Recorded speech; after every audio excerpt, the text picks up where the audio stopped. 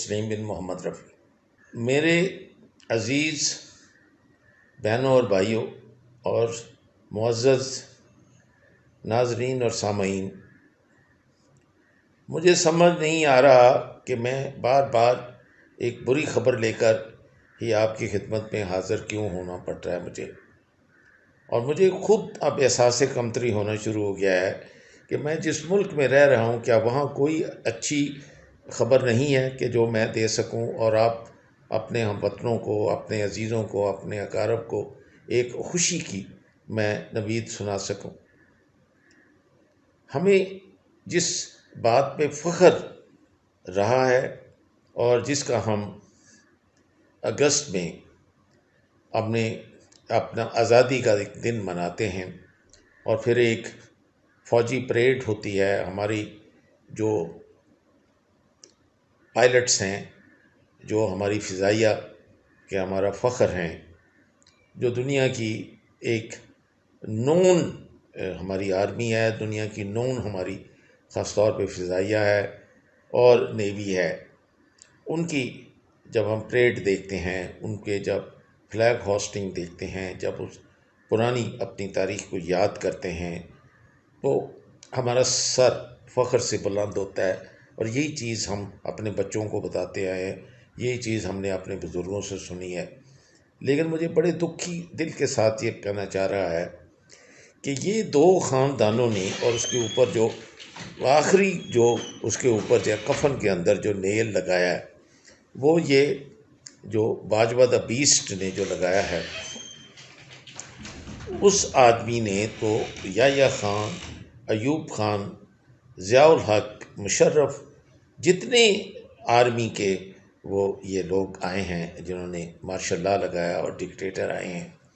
ان سب کو اس نے پیچھے چھوڑ دیا۔ یہ کس قدر یہ آدمی ہمارے لیے برا ثابت ہوا ہے۔ اور میں جب اس کو کہ یہ دونوں ایک پیج پر ہیں 3 سال سنتا رہا تو مجھے یقین کریں اس قدر اس بات کی خوشی ہوتی تھی کہ لوگ اسٹیبلشمنٹ کی طرف انگلیاں اٹھاتے ہیں کہ دیکھو اس آدمی نے، جس کا نام قمر جاوید باجوہ ہے اور یہ فیملی مین ہے، اور میں جو اس کی چیزیں اب پبلک ہوئی ہیں، جو سوشل میڈیا پہ ہوئی ہیں، اس کی میں اس کی دیکھ کے مجھے گھن آتی ہے۔ اور جس طریقے سے اس آدمی نے ایک آدمی کو اس نے بیک سٹیپ کیا ہے، صرف اس نے ایک آدمی کو بیک سٹیپ کیا تو شاید میں بھی معاف کر دیتا، اور میں آپ سب سے ریکویسٹ کرتا کہ پورا ملک اس کو معاف کر دے، لیکن اس آدمی نے پوری قوم کے ساتھ میرا خیال ہے ایک کھلواڑ کیا ہے، اور اس نے اپنی برادری کے ساتھ کیا ہے، یعنی اس نے اپنی آرم فورسز کے ساتھ کیا ہے۔ اس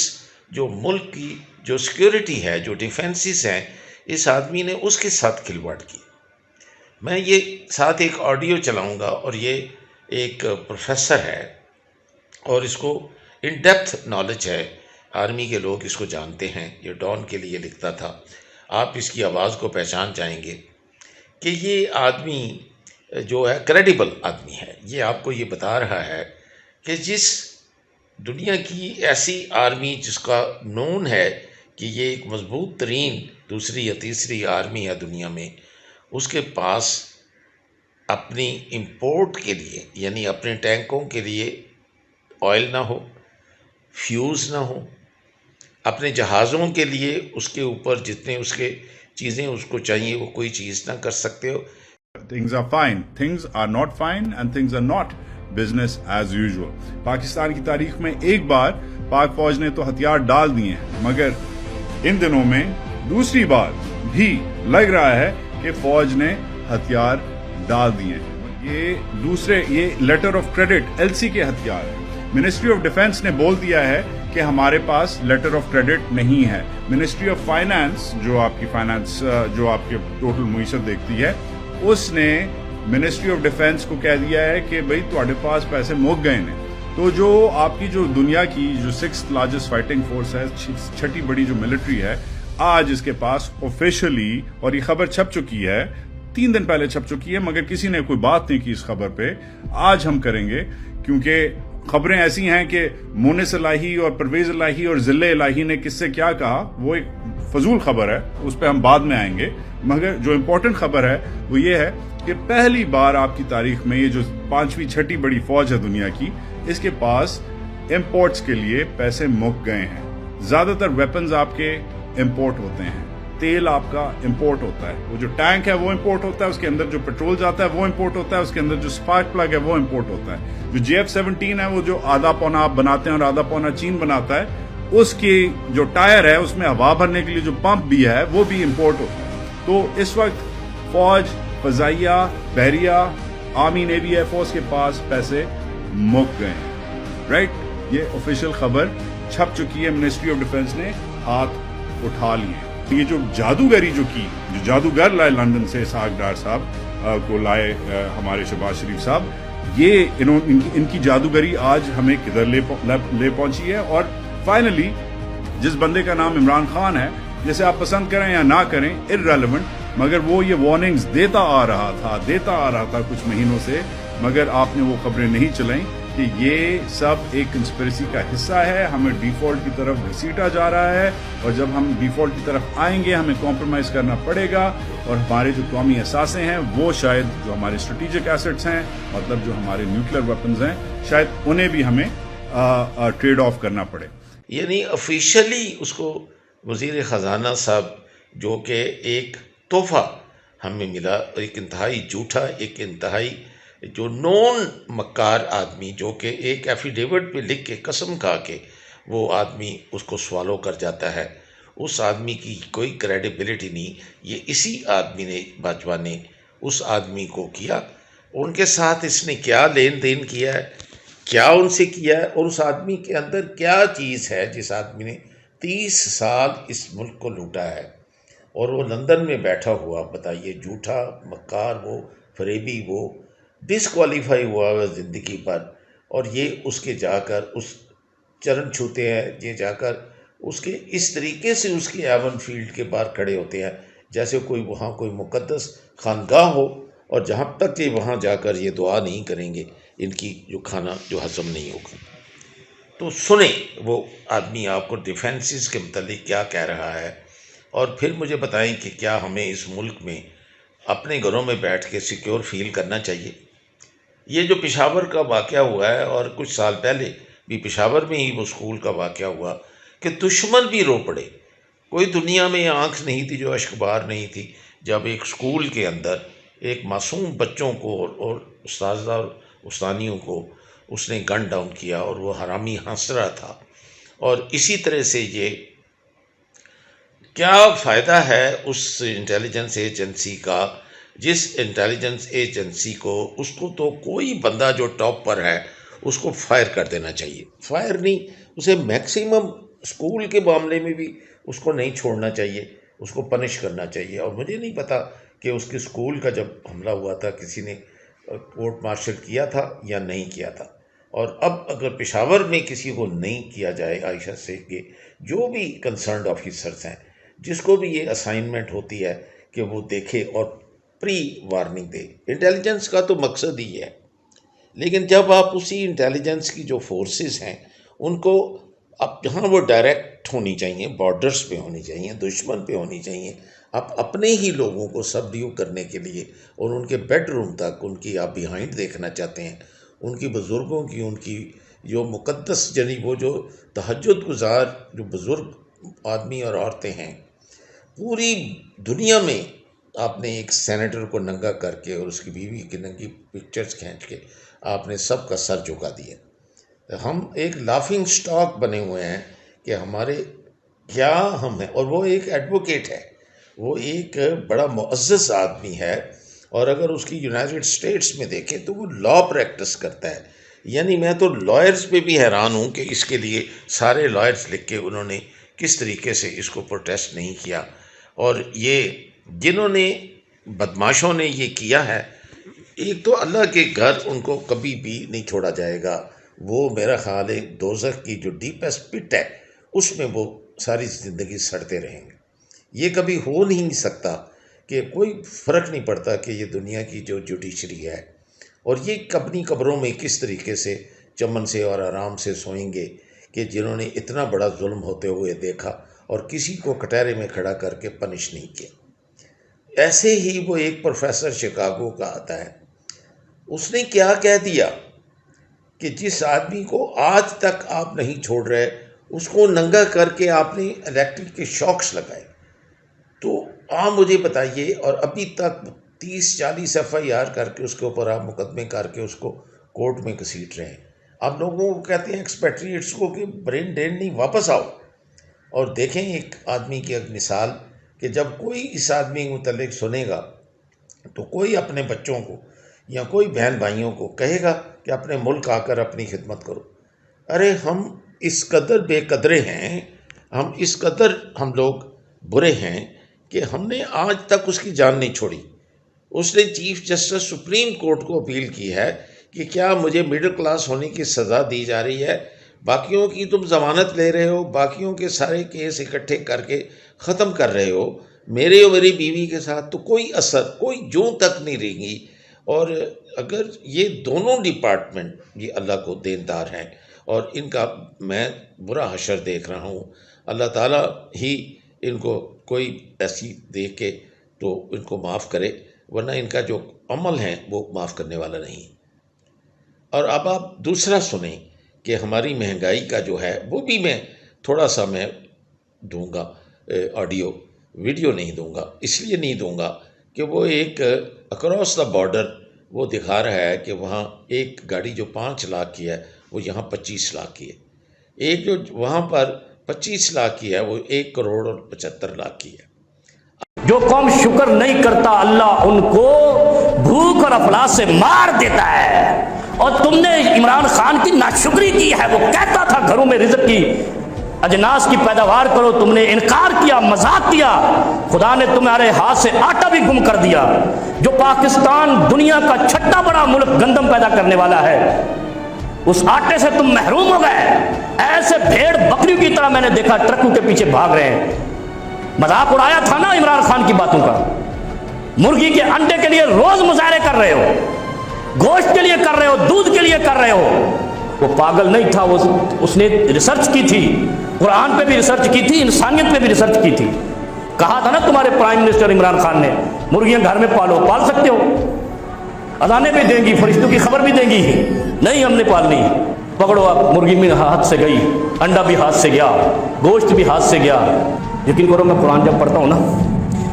تو مجھے بھی حیرت ہوتی ہے کہ یار یہ ہمارا جو پرائم منسٹر آیا تھا 75 سال بعد، اس نے قرآن کی تفسیر تو نہیں پڑھ لی کہیں؟ کیونکہ پہلے تو سارے جاہلین مطلق آتے رہے نا، جو کہتے تھے زندہ ہے بھٹو، زندہ ہے، آج بھی زندہ ہے، مر گئی سندھی عوام ساری، زندہ بھٹو۔ میں حیران ہوتا ہوں کبھی کبھی کہ یہ ایسی تفسیر بیان کرتا ہے، اگر ہم جا کر ریسرچ کریں تو ہمارے رونگٹے کھڑے ہو جاتے ہیں۔ اور اللہ نے یہ چیزیں اتاری تھی عرب میں رسول اللہ صلی اللہ علیہ وسلم پر، تبھی تو اس کو آئی نالج میں۔ تو قسمیں اٹھائیں گے عمران خان جھوٹا ہے، تو باقی تو سارے کعبے دے امام بٹھائے نے تجھے، اور جھوٹ کرتے، یعنی اتنا انہوں نے جھوٹ کی رٹ لگائی رکھی، پوری دنیا میں اس پر ایک بھی جھوٹ ثابت نہیں کر سکے۔ وہ گھڑی والے بھی بھاگ گئے، اور رات کو بھی کوئی بھاگ گئے، سب بھاگ گئے۔ اس کا مطلب ہے سچ کو آنچ نہیں ہے، یہ ماننا پڑے گا۔ عمران خان میرا رشتہ دار نہیں ہے، نہ میرے علاقے کا ہے۔ وہ کوئی سچے کی تعریف کرو تاکہ رزق خدا بڑھائے، شکر کرو تاکہ رزق خدا بڑھائے۔ ہر روز شام کو آواز لگتی ہے بیٹھ کے، میراثی ٹی وی پہ کہہ رہے ہوتے پاکستان ڈیفالٹ کرنے والا ہے، خدا کرے۔ اچھا ایک آدمی کہتا اللہ کرے ہم ڈوب جائیں، میں کہا بے غیرتا تو ڈوب جا، ہم کیوں ڈوبے؟ ہم سچ کے ساتھ ہیں، تم جھوٹ کا۔ آپ مجھے بتائیے کہ یہاں گوشت مرغی جس کے لیے ایک سادہ سا پلیئر ہے، کرکٹر ہے، اسپورٹس مین اسپرٹ ہوتی ہے ان لوگوں میں،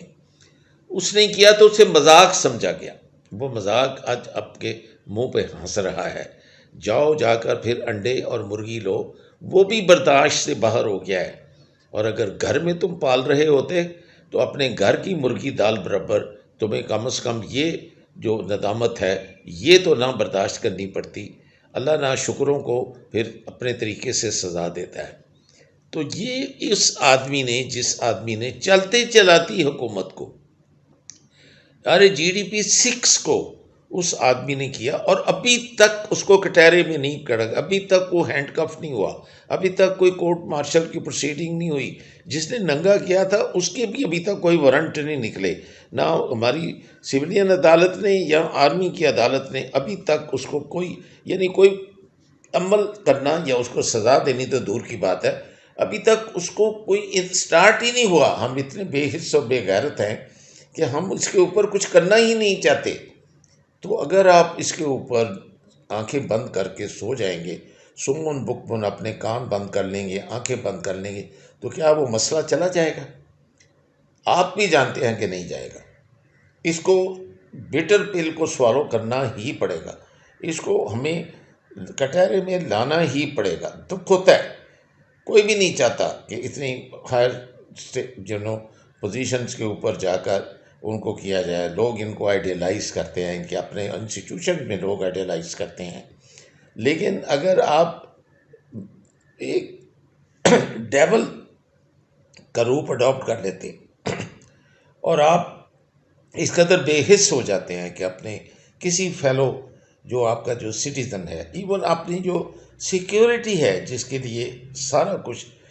جو ہے لوگ قربانی دیتے ہیں کہ آپ کی اچھی سیلریز ملیں، آپ کو ہر چیز جو ہے اویلیبل کی جائے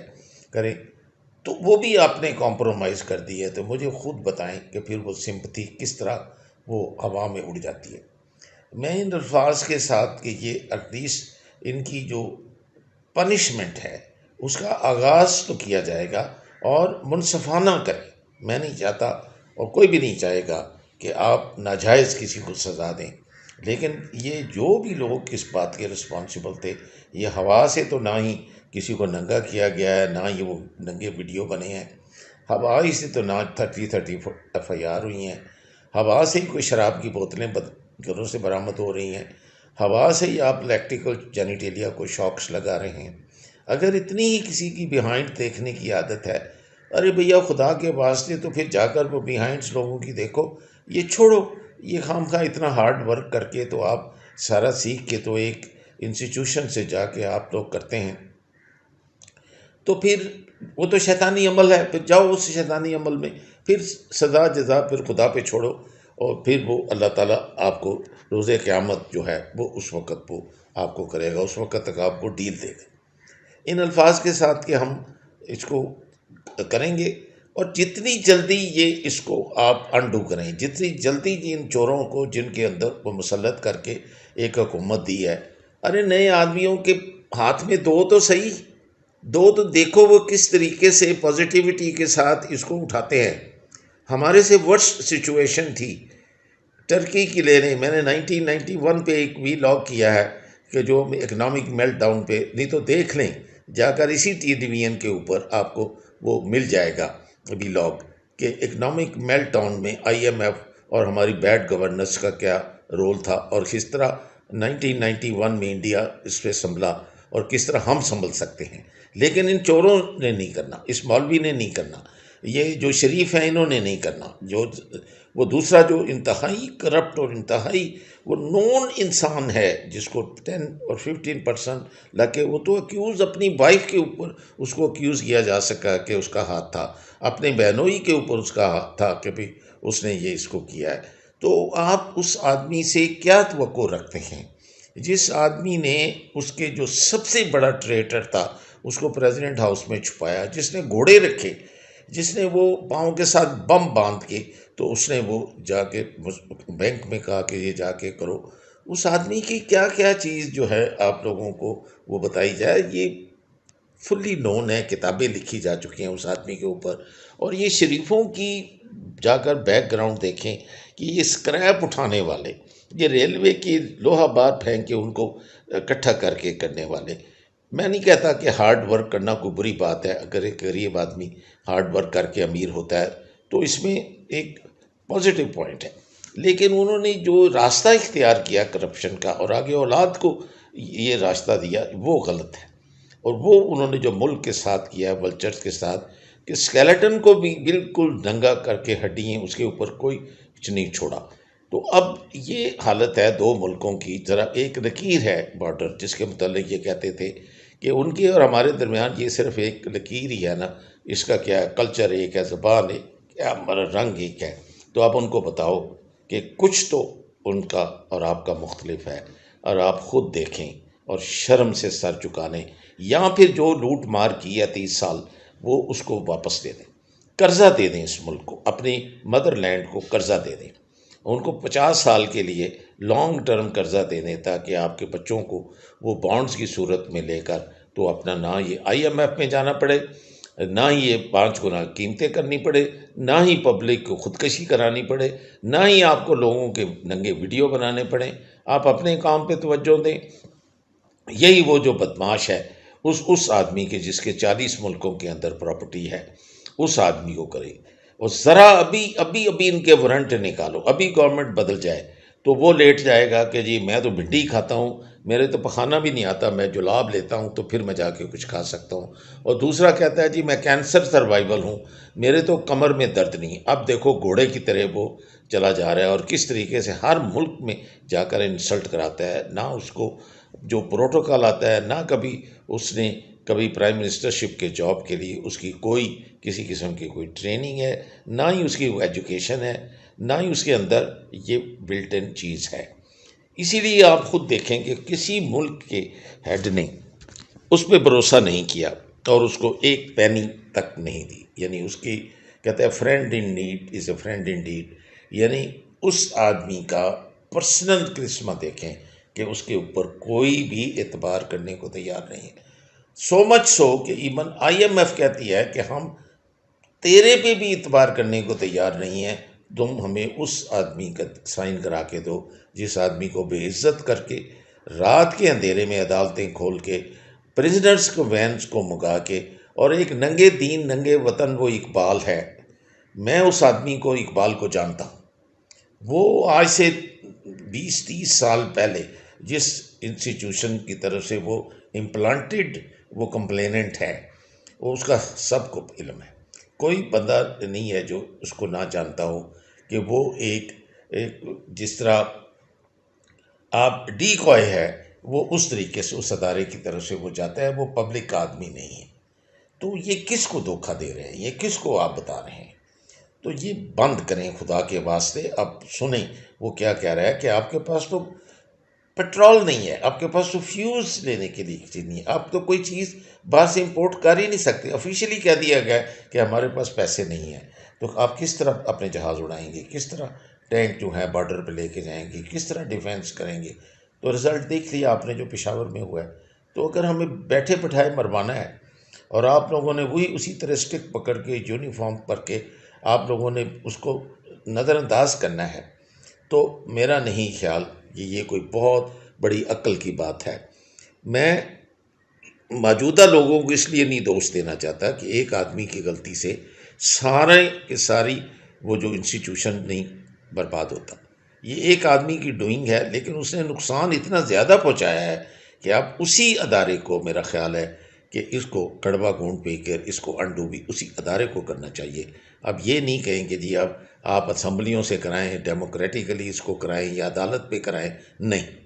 آپ کا اپنا یہ کیا ہوا درا ہے، آپ اسی گند کو آپ خود سمیٹیں، اور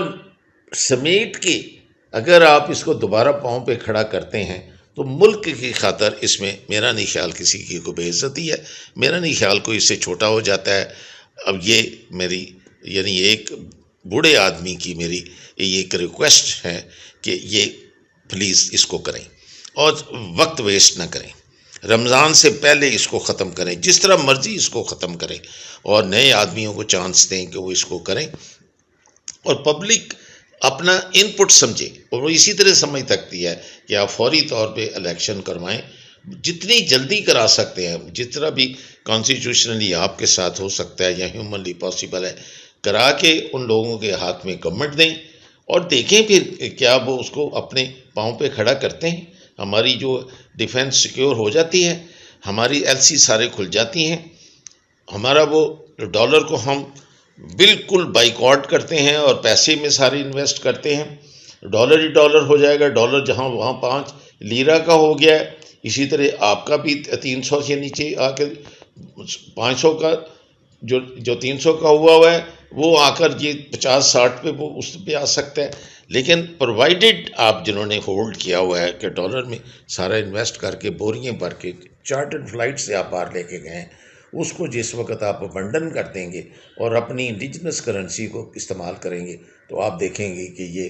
آپ کا سارا ریورس ہو جائے گا. آپ دوسروں کی منت یا بے عزتی ان سے کروانے کی ضرورت نہیں ہوگی. ان الفاظ کے ساتھ میں آپ سے اجازت دیتا ہوں. خدا حافظ. ضمیر یونیورسل ٹیلی ویژن کو سبسکرائب کرنا نہ بھولیں. اس کے بعد بیل بٹن پہ کلک کریں اور اپنے کامنٹس کے سیکشن میں اپنے قیمتی جو خیالات کا اظہار ضرور کریں.